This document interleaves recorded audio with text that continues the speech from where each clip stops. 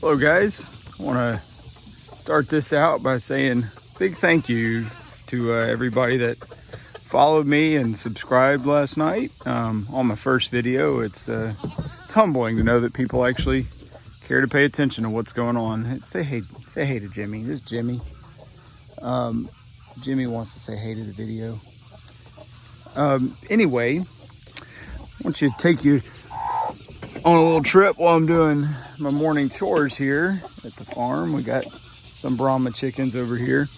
Anyway, I figured today was as good a day as any to make my first episode of mistakes that I've made in my farming journey. It's going to be rather brief.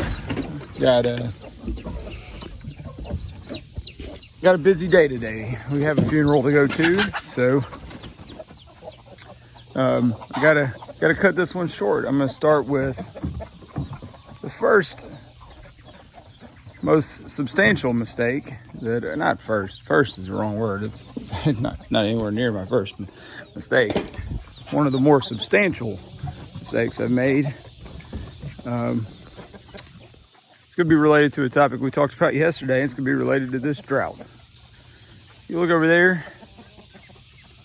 we got one hay bale left, and it's about rotten.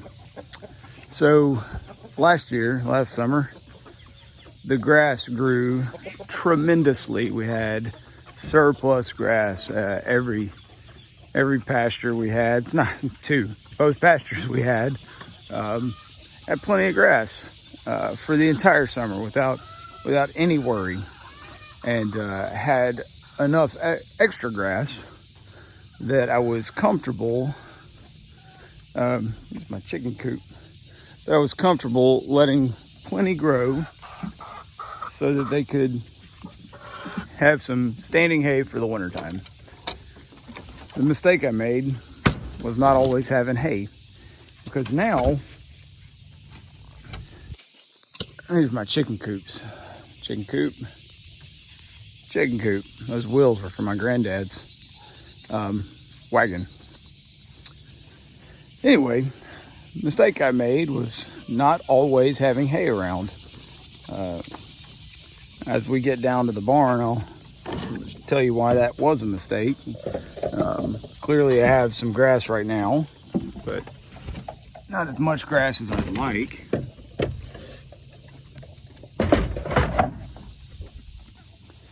See if Mickey Mouse will let me pick her up. Nope, not today. Not today. Can you tell my 5-year-old names all our animals?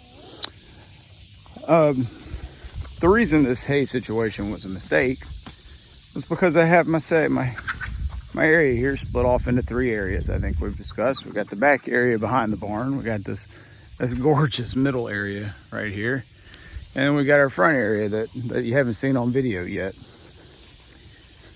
That front area is the one that I let grow up into hay last year, and it worked wonderfully. This year, the front area is not growing at all because there's no rain. The back area is mostly wooded, but there is some grass back there. And the animals, the little herd back here, quickly went through all of the hay in the back. Here's my ducks. The ducks have been hiding their eggs. I don't have any idea where they're laying their eggs these days. I love duck eggs. They're delicious. Can't find their eggs. Anyway, so there was no hay for them to eat. Despite I was putting them out on Mr. Carl's pasture, but I was only putting them out on pasture during the day. And at night, they just had to nibble on what was left in the woods back here, and some grass that was growing, some moss. Wasn't much really. And basically what happened, this is taking longer to get down here than I was expecting to, but what happened was Lollipop, one of our bottle baby sheep, maybe she'll come see us today. Lollipop, who is a hog, I mean she's a sheep, but she's a hog, decided to eat some rotten hay, and it made her very sick. I'm no vet. I'm pretty sure it was listeria. I know that that's a cold weather disease, not a warm weather disease.